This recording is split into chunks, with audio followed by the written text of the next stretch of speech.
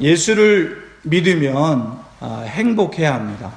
예수를 믿는데 우울하면은 예수를 믿을 필요가 사실 없습니다. 예수를 믿으면 행복해야 합니다. 우리 옆 사람에게 한 번만 더 인사하겠습니다. 예수 믿고 행복하세요. 이렇게.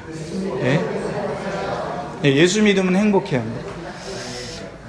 여러분, 제가 신학대학 1학년 때, 저는 이제 학부도 신학을 했는데 1학년 때 이런 분이 있었습니다. 기도원에 갔더니 저보다 한 5, 6살 많은 누님이 계셨는데 열심히 기도를 하는 거예요. 제가 기도원에 며칠 있으면서 저도 기도를 하기 위해서 갔는데 그분이 첫날 뵀는데 하나님 앞에서 열심히 회개 기도를 하더라고요. 둘째 날 뵀는데 또 열심히 눈물을 흘리면서 또 회개 기도를 하더라고요. 셋째 날 되었는데 그때도 열심히 회개 기도를 하고 있더라고요. 그래가지고 제가 그걸 보면서 어떤 마음을 가졌냐면 한편으로는 와, 믿음이 참 좋다 이런 마음을 가졌고, 또 한편으로는 어떤 마음을 가졌냐면 물론 이제 하나님 앞에서 죄를 회개하는 것도 좋지만 예수를 믿으면서 믿음이 좋으면 좋을수록 행복했으면 좋겠다라는 그 생각이 많이 들었습니다. 예수를 믿으면 제가 신학교 1학년 때 처음 신학을 접하면서 많이 했던 생각이 그겁니다. 예수 믿는 사람들이 어떤 사람은 행복한 사람이 있고 어떤 사람은 왜 행복하지 못할까? 물론 우리가 하나님 앞에서 죄를 회개하면서 그런 자복하는 시간을 가지기도 하지만 결국은 예수 믿는 것이 행복해야 되지 않는가, 그런 생각을 1학년 때, 대학교 1학년 때 많이 해봤습니다. 여러분, 사단은 우리를 무시합니다. 사단은 이렇게 얘기합니다. 야, 내까지 게 무엇을 할 수 있냐? 야, 무슨 능력이 있냐? 야, 세상에 찌들고 너는 때묻지 않았냐? 사단은 계속 우리를 깎아내립니다. 네가 내세울 게 뭐가 있어? 이렇게 우리를 깎아내립니다. 그래서 이런 마음이, 사단이 우리의 마음을 그렇게 흔들어 놓습니다. 그렇게 되면 우리는 어떻게 하냐면 우리의 마음은 쪼그라듭니다. 이 용기가 나지 않습니다. 주눅이 들어서 아무것도 하지 못하게 되는 것입니다. 성경은 이에 대해서 이렇게 답변합니다. 마태복음 9장 2절 이하에 보면 작은 자야 내 죄사함을 받았느니라. 나는 의인을 부르러 온 것이 아니고 너 같은 죄인을 부르러 왔다. 이렇게 말씀하는 것입니다. 수고하고 무거운 짐진 자들아 다 내게로 오라. 내가 너희를 쉬게 하리라. 마태복음 11장 28절 이하에 이렇게 예수님을 말씀하십니다. 세상 일에 여러분 한 주간 살면서 얼마나 지쳐 계십니까? 얼마나 힘들어 하십니까? 그런데 주님은 그 모든 것들에 대해서 다 내 앞에서 내려놓아라. 내가 너를 쉬게 하겠다라고 말씀하시는 것입니다. 여러분, 이것을 믿으시기 바랍니다. 여러분, 우리는 어느 순간인가 위대한 십자가의 그 사랑을 잊어버립니다. 십자가를 바라보다가도 십자가를 어느 순간인가 놓쳐버립니다. 그러할 때 우리는 주눅이 들게 되는 것입니다. 우리의 마음이 쪼그라드는 것입니다. 자신감이 없어지게 되는 것입니다. 여러분, 우리 개신교가 언제부터 출발했느냐? 한 500년의 시간을 가지고 있습니다. 역사를 가지고 있습니다. 1500년대부터 시작이 되는데 종교개혁자 마틴 루터부터 시작이 됩니다. 비텐베르크라는 성당에서 95개에서 반박문을 딱 붙입니다. 그때부터 종교개혁이 시작이 되었습니다. 이 종교개혁자 마틴 루터가 이런 이야기를 합니다. 사람들이 예수님의 십자가를 폄하하는 두 가지 방식이 있다. 그러니까 사람들이 예수님의 십자가를 무시하는 두 가지 방식이 있다. 그 첫 번째가 뭐냐? 첫 번째는 자신의 행위와 선행과 노력, 그것으로 자기의 신앙을 치장하는 것이다. 두 번째, 예수님의 능력을 의심하는 것. 예수님의 십자가를 의심하는 것입니다. 그래서 첫 번째는 자기의 노력과 자기의 행위와 선행과 이 모든 자신의 선함으로 자기가 나는 이 정도 착해, 이 정도 믿음이 있어 라고 치장하는 거고, 둘째는 예수님의 십자가가 정말 나를 구원할 수 있을까 라고 예수님의 능력을 의심하는 것입니다. 여러분, 오직 예수 그리스도의 십자가만이 우리를 죄의 사슬로부터 자유롭게 하는 것을 믿으시기 바랍니다. 오늘 본문의 배경이 어떤 거냐? 이런 겁니다. 갈라디아에 교회가 있는데 갈라디아의 교인들이 우리가 구원을 받으려면 유대인들의 율법을 다 지켜야 된다. 이런 분위기가 있었습니다. 성경의 신약 성경에 여러 이제 지역의 교회가 세워져서 바울이 거기에 편지를 쓰죠. 그런데 유대인들이 이제 본토에서 온 유대인들이 이 갈라디아 사람에게 이렇게 얘기를 하는 겁니다. 다른 복음을 전하는 거죠. 야, 너네는 이방인이잖아. 이방인이 구원을 받으려면 어떻게 해야 하냐면 바로 유대인들이 하는 율법을 지켜야 너희들이 구원을 받을 수 있어. 이렇게 꼬시기 시작합니다. 그 중에 대표적인 것이 어떤 거냐면 할례입니다. 오늘날로 얘기하면 이제 남성들이 받는 포경수술 이야기를 하는 거죠. 그런데 유대인들은 구약 시대부터 하나님께서 이것을 명령하시기 때문에 계속 유대인들은 이것을 지켜 행했습니다. 그래서 이방인인 갈라디아 사람들도 할례를 행해야 된다. 할례를 행해야지 너희들이 구원을 받을 수 있다. 이렇게 주장하기 시작합니다. 복음이 완전해지려면 율법을 지켜야 돼. 본토 유대인들이 지키는 율법을 다 지켜야 돼 라고 말을 했던 것입니다. 그래서 이 갈라디아 사람들이 혼란을 겪기 시작하는 거예요. 이 사람들의 속셈은 어떤 거였냐면 유대교와 기독교를 섞기 위한 그들의 생각이었습니다. 그래서 이 당시에는 1세기 때는 유대교와 기독교가 아주 막 잘 애매한 시기였습니다.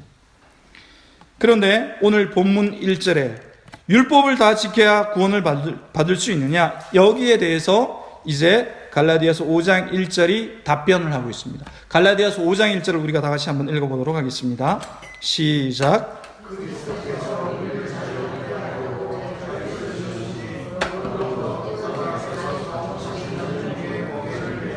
자, 그리스도께서 십자가를 지신 이유는 우리에게 자유를 주기 위해서 십자가를 지신 것이다. 그러므로 앞으로 너희들은 종의 멍에 다시 그 율법에 매이지 말라는 것입니다. 여러분, 그래서 오늘 우리 본문 중심으로 세 가지를 이렇게 생각해 보고자 합니다.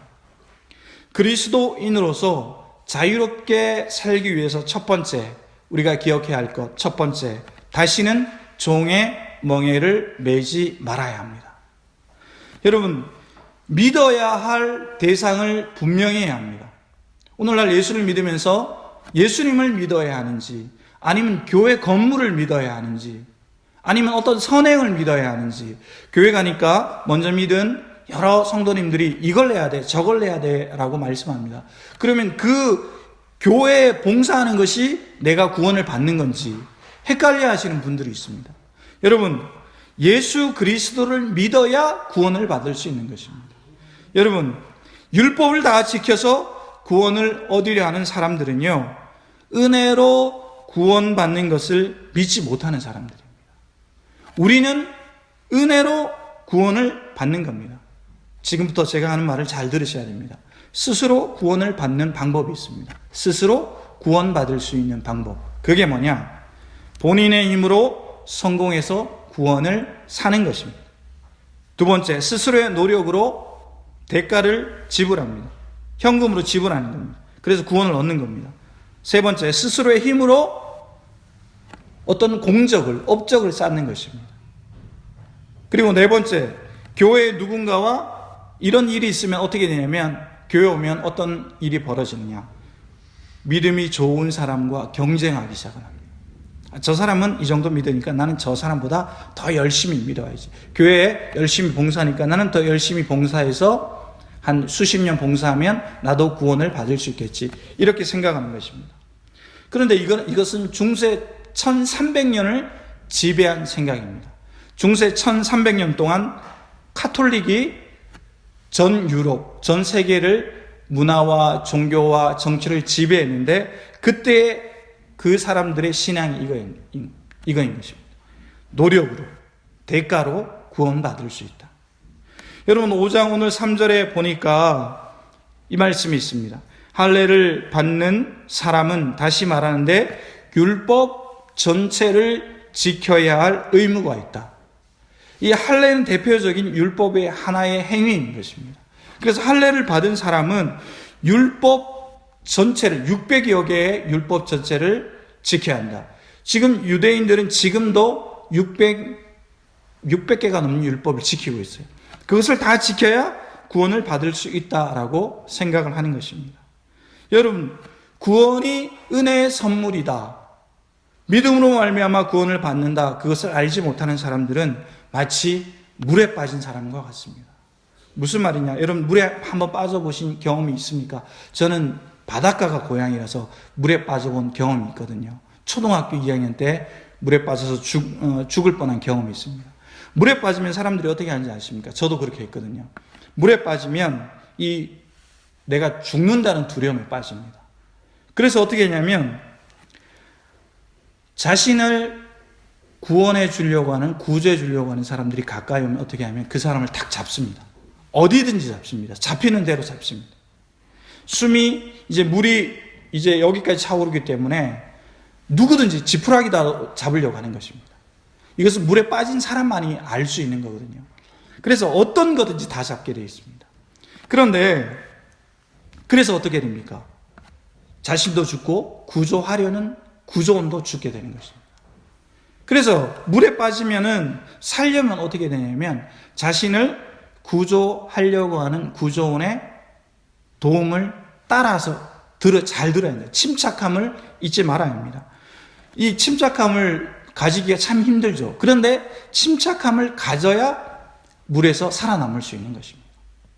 여러분, 예수님께서 나를 구원해 주신다는 믿음, 스스로 내가 구원받을 수 없다라는 그 믿음, 그것을 가져야 예수님께 모든 것을 맡길 수 있는 것입니다. 이것을 우리는 믿음이라고 부르는 것입니다. 내가 할 수 없다. 여러분, 마가복음 12장 30절에는 이런 말씀이 있습니다. 내 마음을 다하고 목숨을 다하고 뜻을 다하여 힘을 다하여 주 너의 하나님을 사랑해라. 이렇게 말씀하시는 것입니다. 자, 이것이 가장 큰 계명, 첫 번째 계명이다. 하나님을 사랑하는 것이 첫 번째 계명이다. 그런데 야고보서 2장 10절에는 이 말씀이 있습니다. 누구든지 온 율법을 지키다가 그 하나를 범하면 모두 범한 자가 된다. 그래서 율법을 지켜서 구원을 얻을 수 있다라고 주장하는 사람들은 600개가 넘는 하나를 지키지 못하면 다 범한 것이 되는 것입니다. 오늘 본문 5장 4절을 우리가 다 같이 한번 읽어보겠습니다. 5장 4절입니다. 시작.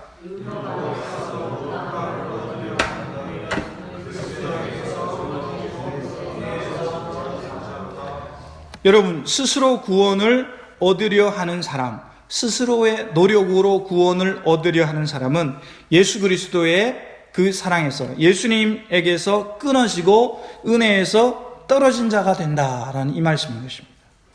여러분, 5장 오늘 6절에 보니까 그리스도 예수 안에서 할례나 무할례나 효력이 없다. 사랑으로서 역사하시는 믿음뿐이다 라고 증언하고 있습니다. 성경에 이 말씀을 많이 찾아봤더니 성경에서 성도를 정의하는 내용이 많이 있습니다. 성경에서는 성도를 어떻게 정의하느냐 이렇게 말씀하고 있습니다. 로마서 3장 24절에 여러분들 이 말씀을 들으시고 아멘 하시기 바랍니다. 로마서 3장 24절에 우리는 의롭다 함을 받았습니다. 로마서 8장 2절에 우리는 죄와 사망의 법에서 해방되었습니다. 갈라디아서 3장 28절에 모든 성도는 그리스도 안에서 하나입니다. 에베소서 1장 4절에 우리는 거룩하고 흠이 없으며 하나님의 사랑으로 옷 입었습니다. 에베소서 1장 13절에 우리는 성령을 통해 하나님께 속한 자로 인치심을 받았다. 인치심이 뭡니까? 도장을 받았다는 것입니다. 이 사람은 이제 검증이 되었다는 것입니다. 에베소서 3장 6절에 우리는 그리스도 안에서 언약의 동참되었다라고 말씀합니다. 디모데후서 2장 10절에 우리는 영원한 영광을 누릴 것이다. 구원을 받았기 때문에 천국에 갈 것이고 하나님과 함께 할 것이다. 이 말씀이 기록되어 있습니다. 여러분, 예수님께서 우리를 죄와 사망의 법에서 해방시켜 주셨음을 믿으시기 바랍니다. 둘째, 그리스도인으로 자유롭게 살기 위해서 우리는 오직 사랑으로 종노릇해야 합니다. 자유를 위해서 부르심을 입었다라고 본문이 말씀하죠. 자유로 육체의 기회를 삼지 말아야 한다. 우리에게 자유를 주셨는데 그것을 가지고 방종하게 살면 안 된다는 것입니다. 예수님이 나의 주인이십니다 라고 우리는 고백을 합니다. 우리의 옛 주인은 나를 계속해서 공격합니다. 오늘 말씀에 처음에 그 말씀을 했는데, 그러면 어떤 옛 주인이 우리를 사로잡아서 발목을 잡는가? 세 가지 우리를 잡는 그 주인들이 있습니다. 첫 번째, 율법주의라는 주인이 있습니다. 이 율법주의는 우리에게 계속해서 우리의 발목을 잡으면서 얘기합니다. 넌 스스로 더 노력을 해야 돼. 더 많이 봉사해야 돼. 더 많은 공로를 쌓아야 돼. 더 착한 일을 많이 해야 돼. 그렇지만 그 율법주의가 우리를 구원해 주지는 못하는 것입니다. 두 번째는 우월주의라는 것이 있습니다. 우리가 교회를 열심히 다니고 예수를 오래 알기 시작하면 우리 가운데 교만이 삭히기 시작합니다. 그래서 어떻게 하냐면 다른 사람들하고 비교하기 시작합니다. 그래서 나만큼만 해. 나만큼만 예수를 믿어. 나만큼만 교회에 직분을 감당하면 구원받을 수 있지. 이런 남들보다 우월한 우월의식이 점점 자리 잡기 시작합니다. 그래서 남들을 무시하기 시작합니다. 다른 성도들을 얕잡아 보는 것입니다.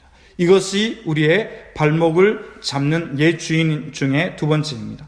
세 번째는 바로 죄악된 본성입니다. 우리의 죄가 우리의 발목을 계속 잡고 있는 것입니다.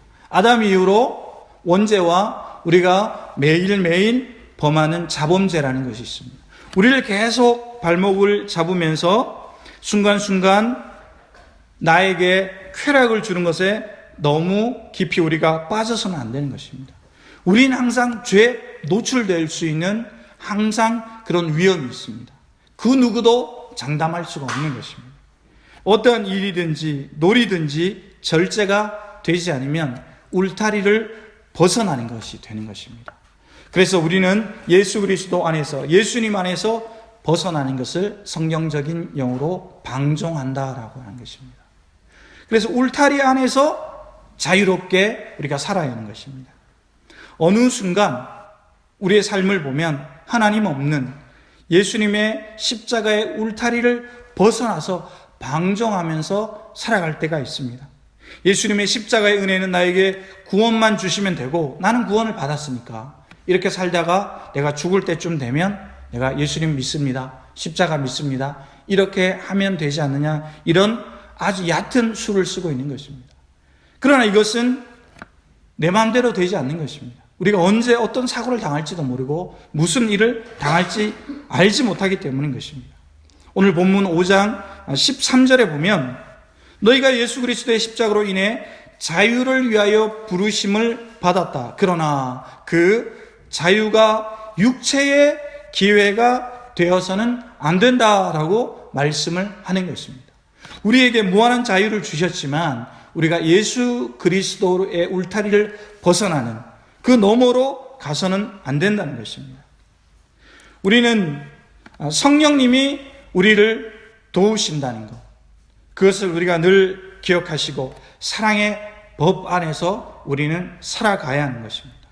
이 자유를 어떻게 사용해야 하는가? 우리의 자유는, 이 자유를 어떻게 사용해야 하느냐? 성경은 이렇게 말씀합니다. 자유를 그럼 어떻게 가장 효과적으로 사용할 수 있느냐? 그것은 레위기 19장 18절에 나와 있습니다. 내 이웃을 사랑하기를 내 자신같이 하라. 이웃을 위해서 사랑을 베푸는 일에 사용되는 자유, 그 자유가 가장 현명한 자유다라고 말씀을 하시는 것입니다. 하나님께서 맡기신 이웃을 위해서 너의 자유를 사용해라. 15절에 보니까 서로 물어뜯지 마라. 물고 먹으면 모두가 멸망한다. 이것을 조심해라 라고 말씀하는 것입니다. 오직 사랑으로 종로로 하시기를 예수님의 이름으로 축복합니다. 그리스도인으로서 자유롭게 살기 위해서 세 번째, 성령을 따라 행하라 라고 말씀합니다. 여러분, 육체의 일이 있고 성령의 일이 있습니다. 육체의 일이 뭡니까? 음행이고 더러운 것이고 호색하고 우상을 숭배하는 것이고 주술하는 것이고 원수를 맺는 것이고 분쟁하는 것이고 사기를 치는 것이고 분을 내는 것이고 당짓는 것이고 분열하는 것이고 이단을 투기하는 것이고 술 취하는 것이고 방탕한 것이고 또 그와 같은 것들이다라고 갈라디아서는 말씀합니다. 성령의 일이 뭐냐? 성령의 일은 사랑하는 것이다. 희락하는 것이다. 화평하는 것이다. 오래 참는 것이다. 자비하는 것이다. 양선하는 것이다. 충성하는 것이다. 온유하는 것이다. 절제하는 것이다. 갈라디아서는 이렇게 말씀하는 것입니다. 여러분, 죄악된 본성을 다루는 법이 있습니다. 우리가 지난 한 주간을 살아가면서 내 육체가 하고 싶은 그 일과 또 하나님께서 우리에게 양심을 주셔서 또 성령의 음성을 계속해서 들려주셔서 죄를 따라가지 못하게 하시는 한 주간을 우리가 살았습니다. 죄악된 본성을 다루는 법이 있습니다. 여러분, 이렇게 하시면 우리의 죄악된 본성을 다룰 수 있습니다. 이것을 잘 메모하시기 바랍니다. 첫 번째, 자신이 이기적이고 죄악된 본성을 갖고 있음을 인정하는 것입니다. 나는 죄의 쓴뿌리를 가지고 있는 죄인이구나 라는 것으로 첫 번째, 나를 인정하는 것입니다. 예레미야 17장 9절에 보니까 만물보다 거짓되고 심히 부패한 것이 마음이라 누가 능히 이를 알리오마는, 이 말씀이 있습니다. 사람의 마음이 만물보다 거짓되다는 것입니다. 두 번째는요, 이기적인 본성을 그리스도께 복종시키는 것입니다. 5장 24절에 그 말씀이 있습니다. 예수의 사람들은 육체와 함께 그 정욕과 탐심을 십자가에 못 박았다. 그래서 우리가 늘 죄인인데 우리가 이 죄된 모습에서 이겨낼 수 있는 방법은 바로 예수 그리스도께 복종하는 거다. 이게 두 번째 방식이라는 겁니다. 세 번째는 뭐냐? 누가복음 9장 23절에 나와 있습니다. 예수님께서 우리에게, 제자들에게, 우리에게 말씀하시기를 자기를 부인해라. 이것이 세 번째 방법입니다. 나의 죄성을 인정하는 것, 그리고 그리스도께 복종하는 것, 그리고 나를 부인하는 것, 나의 생각과 나의 행동과 나의 열정과 나의 능력의 한계를 예수님 앞에 다 내려놓고 예수님의 의견을 따라 살아가는 것입니다. 그리고 그 다음에는 이웃을 사랑하는 것입니다. 아까 우리가 앞에 것을 살필 때에 자유를 이웃을 위해 사용해라. 그러면 그것이 참된 행복을 가져다 줄 것이다. 이렇게 우리가 묵상해 보았습니다. 이제 말씀을 마치고자 합니다. 여러분, 유명한 신학자 목사님이 있습니다. C.S. 루이스라는 목사님이 있습니다. 그분이 이렇게 얘기했습니다. 진정한 그리스도인은 자기 안에 내면에 있는 악의 소굴을 끊임없이 경계하는 사람입니다. 내가 죄인이라는 것을 끊임없이 인정하고 그리스도께 모든 것을 맡기는 것입니다. 여러분, 이번 한 주간을 살아가실 때 이것을 꼭 기억하시기 바랍니다. 오늘 말씀을 정리하겠습니다. 만일 우리가 성령으로 살면 또한 성령으로 행할 수가 있는 것입니다. 갈라디아서 5장 1절 이하부터 우리가 세 가지를 살폈습니다. 첫 번째, 다시는 종의 멍에를 매지 마라. 두 번째, 오직 사랑으로 종 노릇하라. 세 번째, 성령을 따라 행하라. 여러분, 이 말씀을 기억하시고 이번 한 주간 승리하시는 한 주가 되시기를 예수님의 이름으로 축복합니다.